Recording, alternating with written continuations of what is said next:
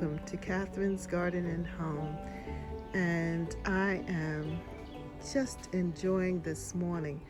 The temperature is about 69 degrees here in the Boston area in my neighborhood. And I am just enjoying the calmness of the day. It's quiet. People are still indoors. And I could just hear the singing of the birds.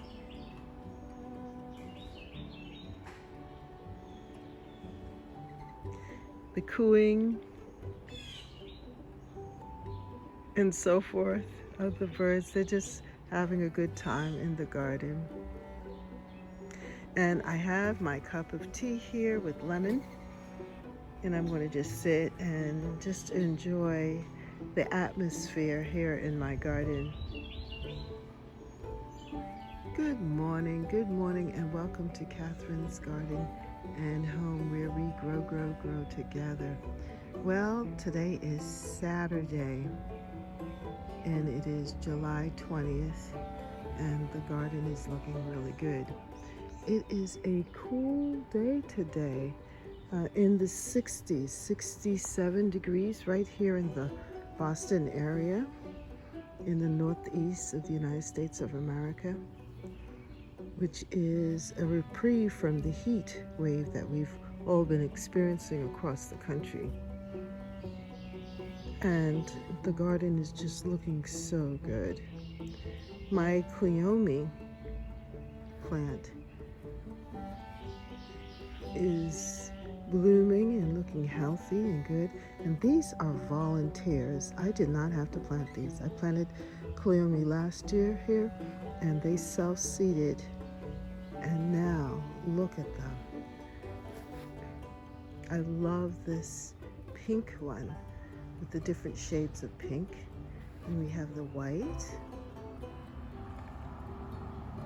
And another pink one is developing there.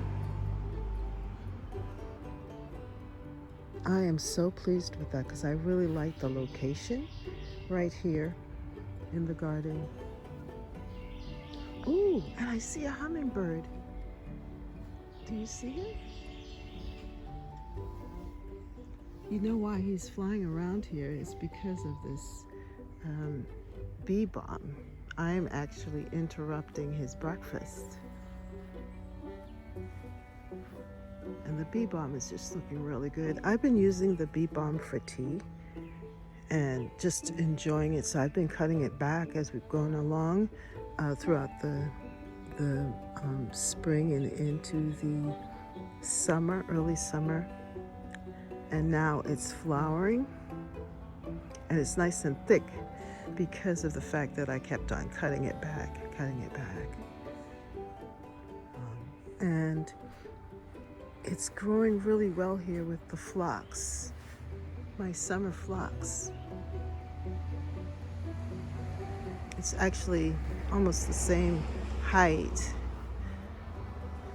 but I think that the color of the phlox is distinct enough that it can hold its own against the bee balm. I have some roses here that are starting to return. This is my mother of pearl rose. I had to do some deadheading there, but it's nice to see them. And then here, this is my zinnia that I planted. And I love this pink. This is beautiful. This zinnia pack is from the Dollar Tree, so I wasn't sure what I was getting, but I'm loving it. Here on the trellis, I have a oriental lily, and it's called the Madonna lily. It's one of the later lilies that open in my garden, and it has a lot of blooms there, and the first one has opened. Really pretty. And then I planted a tomato plant. I had an extra one, and I just decided to plant the tomato plant here on the trellis, and look at it, how it's just traveling through here. I've already harvested some of the red tomatoes. And then back here I have my fig tree, and it has figs on it.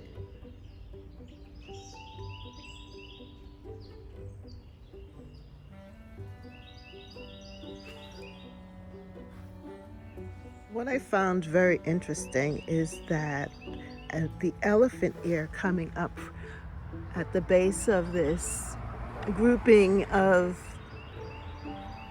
zinnias, I didn't plant it like that, and I think what happened was that I had last year planted some elephant ears here, and apparently a piece of it must have got buried in it and came back. And I'm really surprised about that because it's a tropical, and usually that does not happen. And here it returned. Look at that.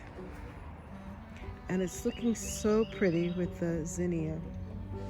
What I'm hoping is that the zinnias will continue to bush out and cover the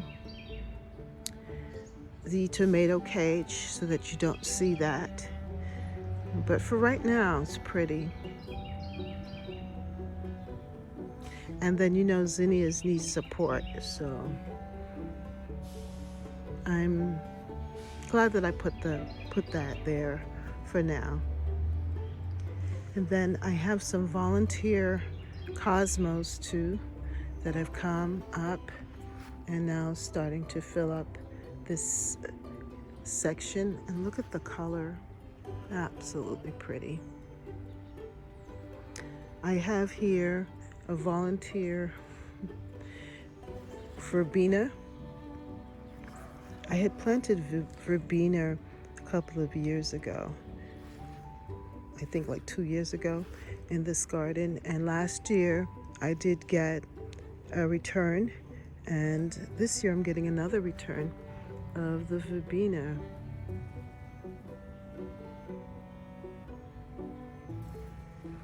This is mountain mint that I seeded last year using the bottle method, and I put it in a pot, and I decided let me just put it in the ground.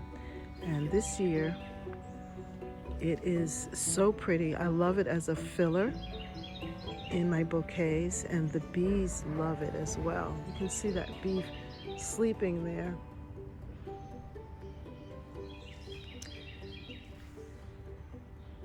I also have here my tropical canna in a pot there, and it looks happy there for now. I'm going to leave it, but eventually I'll be moving it from there.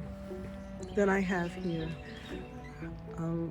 hydrangea, little limelight hydrangea, and spirea.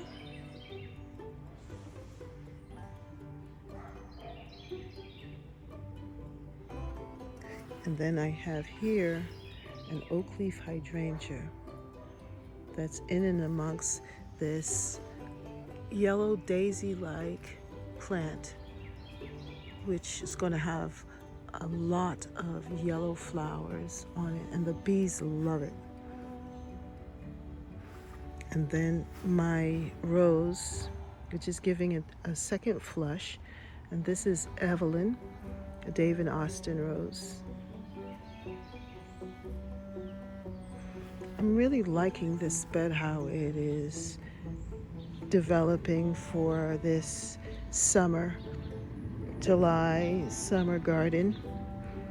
By the end of the month, it's going to be really full with color, more full, I should say, with color.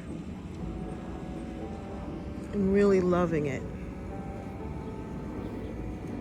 And this garden side, this border here, is taking on more of a pink, peachy color Look, it's all blending very nicely.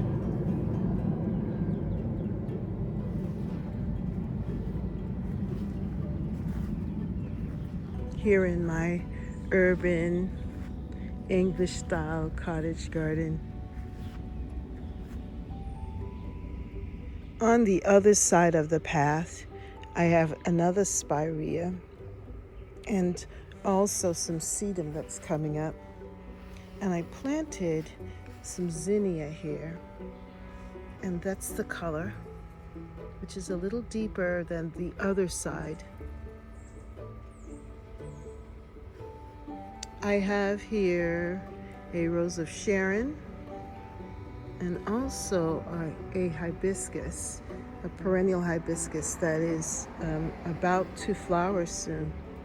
But then I wanted to show you also these cleome, and now these I seeded this year, and they have a more purple color, so it's a little different from the other one.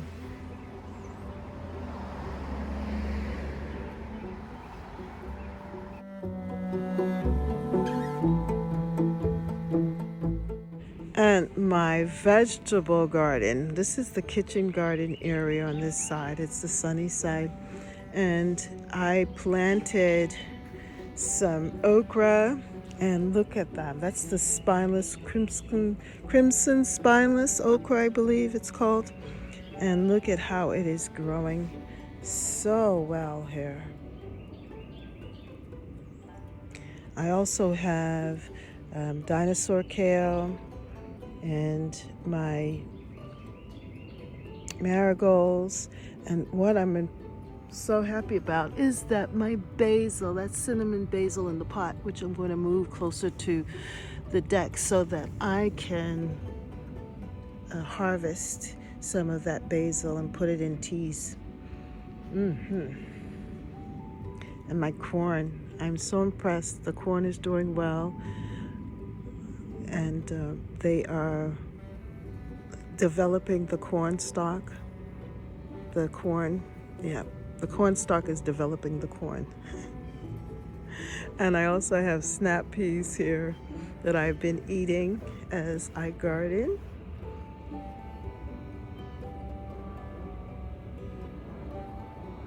I love the flowers. They remind me of sweet peas, even though I don't grow sweet peas. I'm just assuming that that's what sweet peas would look like. And then my yellow flowers there.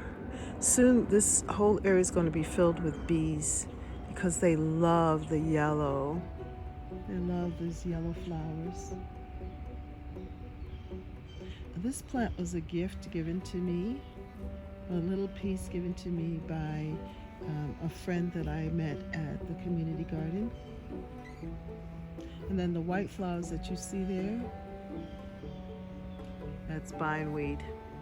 Not a friend, but it's just, I'm just continually pulling it. But I do like the little white flowers.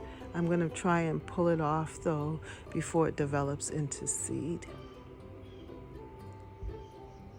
My tomatoes are doing fantastic, and I've started to harvest the little cherry tomatoes, my 100s, and I'm starting to also see that the tomatoes are turning color. They're starting to turn pink. Look at this. So soon I will be harvesting them. Oh, I'm so excited about this. Yes, this batch will be coming in soon. And I'll have tomatoes all over my kitchen table.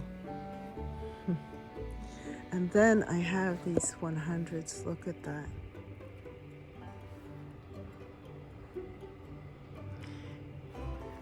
And I've already started to gather some of them for salads.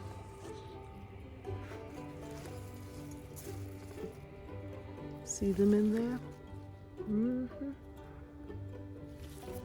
I'm going to gather them right now. And here is the kitchen garden area. And I have collard greens here that are growing. And these are seedlings. These are seedlings from the collard green seeds that I saved. You know, these plants here. I saved their seeds and I just sprinkled some of them here. And look at that, they're sprouting. But these plants here I bought at the beginning of the season and the slugs ate them up, but now they're recovering, which is great.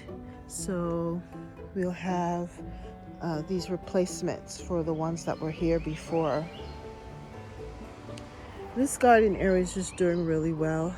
I have my onions that are developing, and I didn't do well with the onions in that I allowed the purple perilla to cover them up. But then I decided to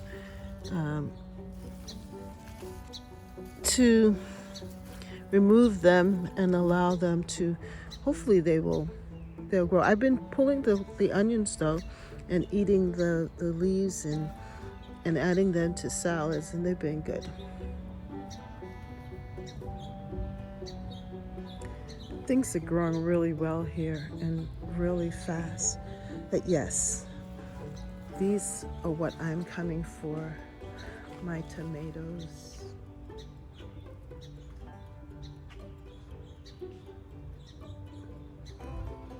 Let me just harvest them real quick.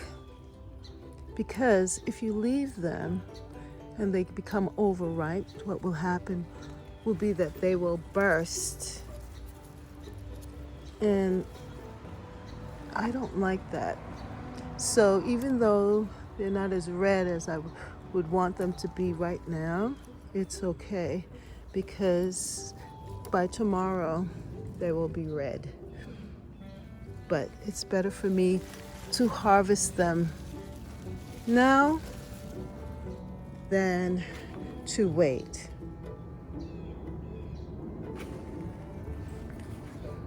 And I have a little pickling cucumber right there to go with it.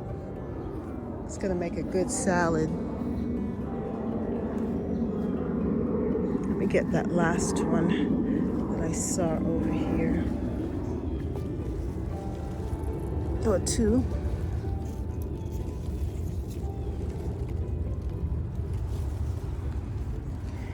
Now here are my collard greens.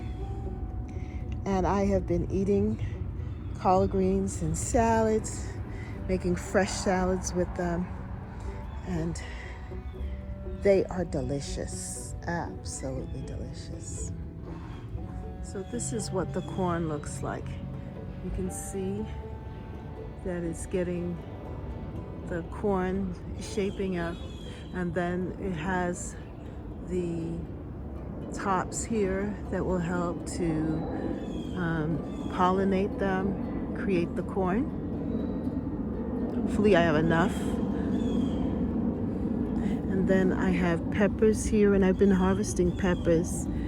And then I have some more collard green, which I have been harvesting some of the leaves too and adding to my cooking. And I have these tomatoes. These are more of the romaine style tomatoes here.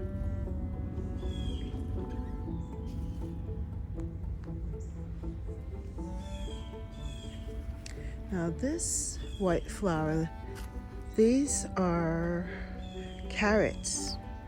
Yeah, carrots. And they ended up flowering. I just love how the carrot flowers look so nice with the purple perilla, which is edible as well. You can cook with it, create a salad with it, with the leaves of the purple perilla. It's mostly used a lot in Asian cuisine, but yeah, it's delicious. And I have some more corn back here.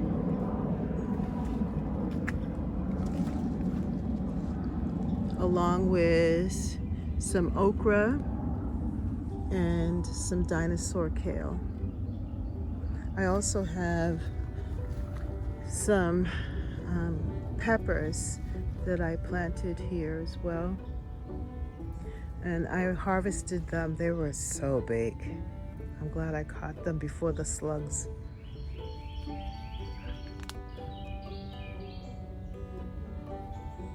I am so pleased with my kitchen garden area this year.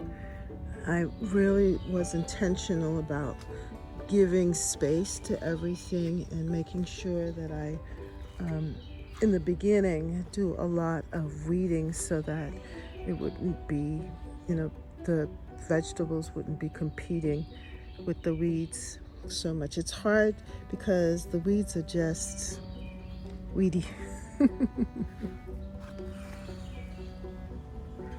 But I'm so glad to see my vegetables here and a diversity of vegetables.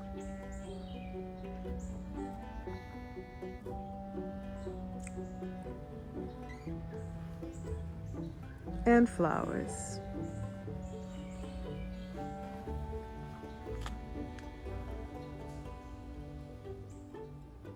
My plums are still hanging on the tree. This is the golden yellow plums, egg plums, they call it golden egg plums, something like that. Yeah, they turn yellow. It's delicious, very sweet plums. And this year they're hanging on. And I think I'm going to be able to harvest quite a few. I'm happy about that. All up the tree. Now some of them, of course, are kind of high up there. And I may have a little difficulty getting them, but there's some that are just right here.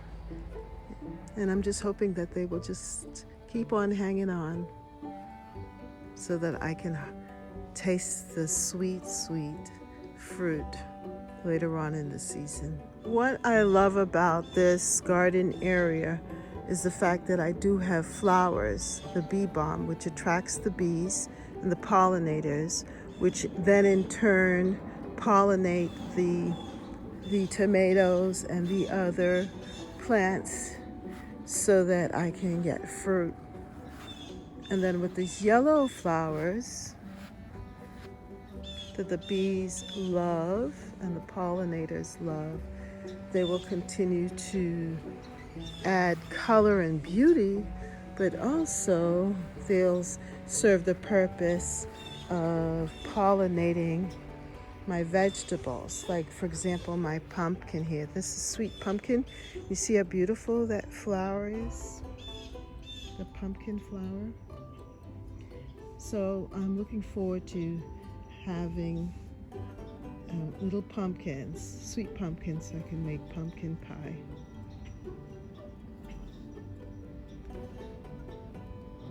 My fig tree has been loving it this year in the garden. About 2 or 3 years ago, the fig tree had died back completely. And this year, or last year, it started to grow. This year, it has put on so much growth. And to the point that it's developing figs. So we're going to have figs to eat soon. It's really nice to see the figs developing. And I think they will have enough time to be nice and sweet and delicious. But yeah, this fig tree, I'm so pleased with it to see that it's returned and has some really strong stems here. Beautiful.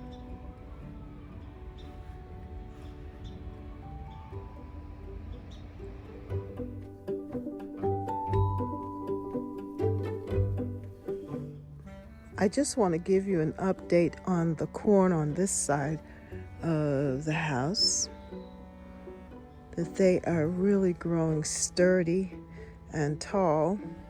And also, I decided to put in the butternut squash here, and they are growing very well. They're expanding and doing well here in this side of the garden.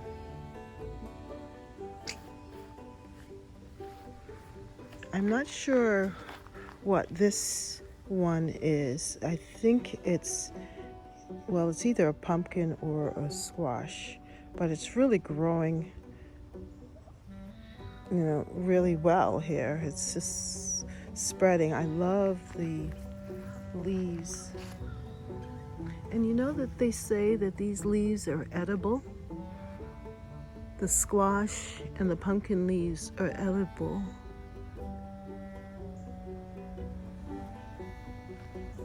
So that's good to know. They look fresh. And I believe sauteed with some onions and peppers and other things, probably in some olive oil, probably tastes really delicious.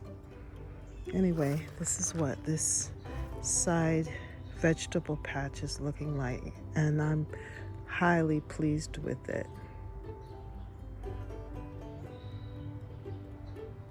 My zucchini plant is growing zucchini, and I have to make sure I catch them before they get too big.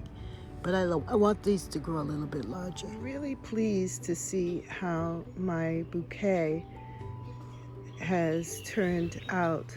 I started off with a few flowers, and if you want to see what I did, you can go and watch my live where I introduced my first floral bouquet of the season.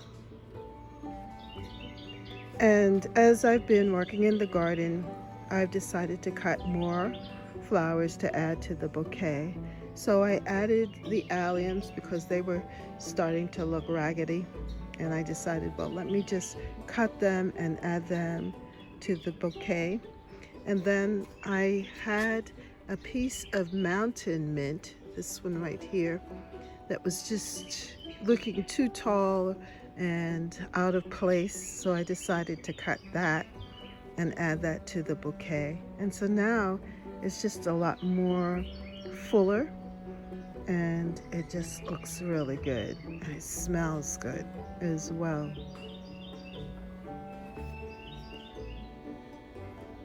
Another thing that has changed here on the deck is my bowl of flowers here, of annuals.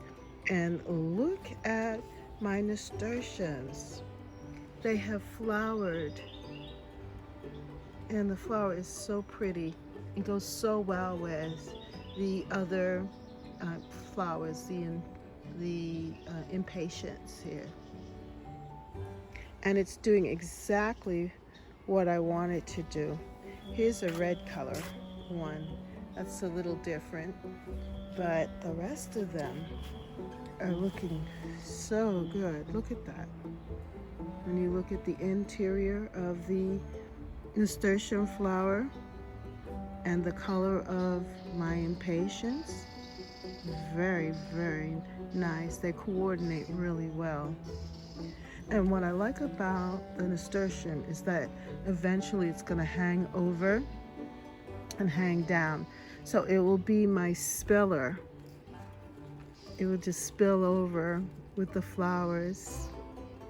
And then in the middle, I have my impatiens, which, it's not necessarily a thriller, but it's colorful. And it's making my deck area here look attractive, making me want to come out and have my tea.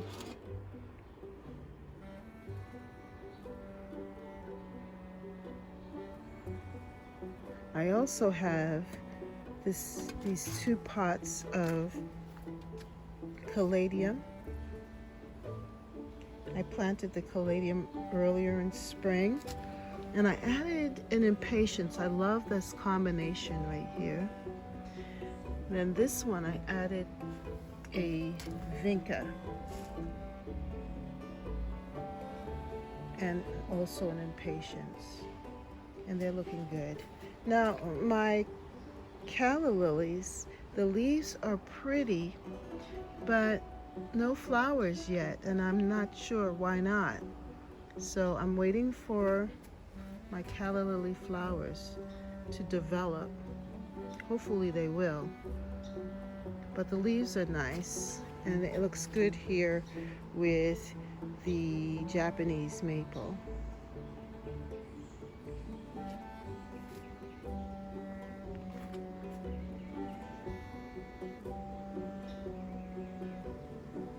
I just completed a video on propagating my hydrangea plants here and putting them in a mini greenhouse bottle, and they are looking so good. I'm gonna leave the link there for you so that you can see how I did it. And they are looking so comfortable here behind the calla lilies, which are protecting them. And then the other leaves that you see there, that's my grapevine. So the grapevine is protecting the plants, adding shade, but yet allowing the mini greenhouse to get some light, bright light. And I have been gathering my string beans and eating them, handfuls of them, with salads and putting them in the food, and they're getting larger. So this was the first one that I seeded, and it's just about done, but there's still string beans to be gathered. And then this one is starting to flower, and string beans are developing in this one. So when the first one is finished, what I'm hoping to do is to reseed it again so that I can have some more string beans for later on in the season. Yeah, so it's like a succession of string beans.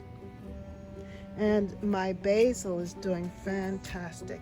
It's ready to be harvested and added to foods and teas and all other things. I'm excited about this.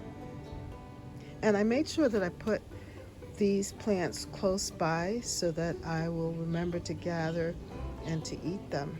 Sometimes when it's over in the kitchen garden area, you tend to, even though I go over there all the time, when I'm cooking, I tend to forget to actually harvest it and bring it in. So because it's right here close to me on the deck, I'm able to gather it fresh